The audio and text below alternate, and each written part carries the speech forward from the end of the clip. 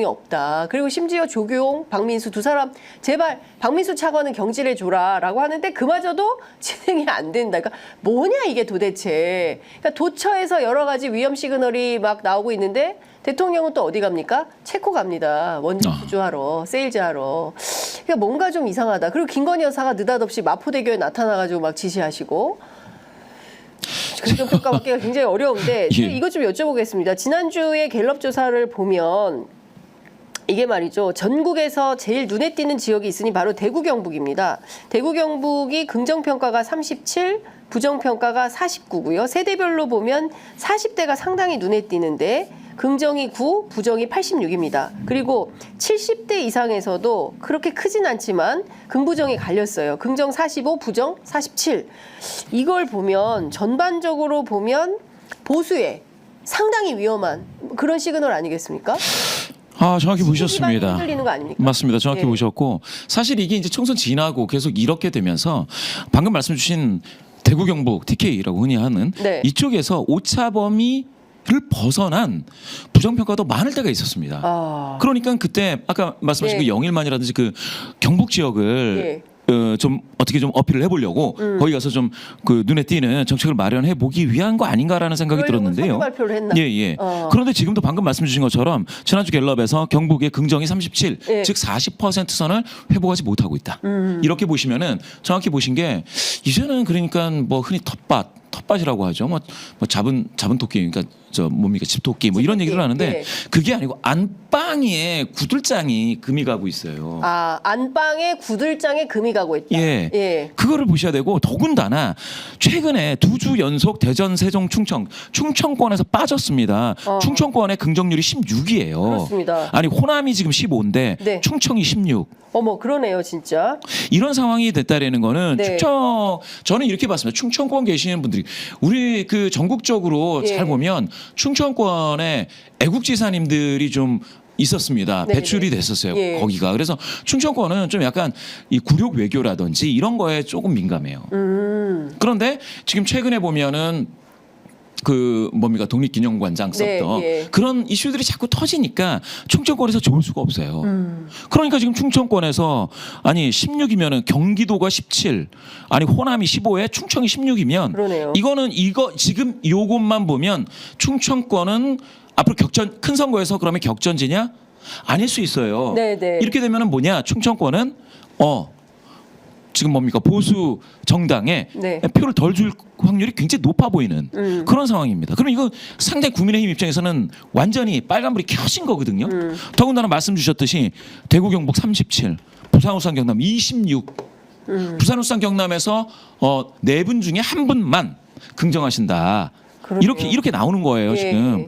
그러면 지금 오차범위 밖에서 전부 다 부정 평가가 더 많습니다. 어디만 빼고 대구 경북만 빼고. 그런데 대구 경북에서도 37대 49로 네. 부정 평가가 더 많습니다. 12% 포인트. 예. 그러니까 지금 보면 그나마 서울이 31%로 긍정이고 부정이 64.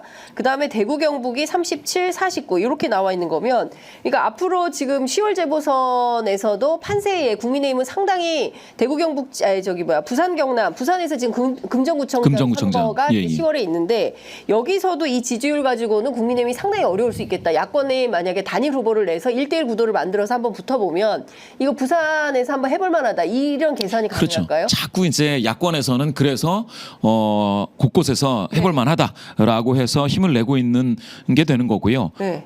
국민의힘에서는 이러한 대통령 지도를 계속 안고 작고 큰 선거를 할 수가 있느냐라는 것들을 이제 여러 번 판단을 하게 되겠죠. 네. 뭐 총선이 있었고요. 그 다음에는 이제 재보궐이 있고 또 있고 그 다음에 뭐가 있습니까? 지방선거까지 갈 텐데 예. 지방선거는 만약에 패배하면 그 큰 정당 입장에서는 굉장히 타격이 큽니다. 그렇죠. 근데 사실 지난 지방선거에서 민주당이 상당히 실패를 세게 했기 많이 때문에, 힘들었죠. 예. 근데 이번에는 아마 민주당이 지방선거 세게 준비를 할 거고 그렇죠. 이 분위기가 계속 이어진다면 민주당이 선전할 가능성이 저는 굉장히 높다라고 그렇죠. 봅니다. 그러니까 여기에서 새로운 변수, 그러니까 중수청을 공략하는 어떤 새로운 전략을 세우지 않으면 제가 보기에 국민의힘은 향후 모든 선거에서 굉장히 어렵다. 그러니까 국민의힘이 네. 딜레마에 빠진 게 한동훈을 중심으로 해서 미래 권력으로 가느냐? 그거는 뭐 거의 안 되는 것처럼 지금 보이고 있지 않습니까? 네네. 그러니까 정당 지도도 빠지는 거고. 아니 그럼 현재 권력 대통령에 대해서는 인기가 없고 뭐라 그럴까요? 백약이 무효다라고밖에 제가 표현을 못 하겠는데 네. 무엇을 개발하겠다 이런 것도 안 되고 외교 현장에서 뭘 했다 이것도 잘 안 되고요. 네네. 그래서 제가 봤을 때는 지금 상황에서는 되게 어렵다. 협치를 그러니까 지혜롭게 뭐냐 여당과 야당 다 모여서 네. 그러면은 뭐 책임자는 그러면 처벌하겠다. 그러니까 아이디어를 좀 공유하자라고 네. 해서 서로 힘을 모으지 않는 한 네. 지금 이거는 대통령실은 쉽지 않을 거예요.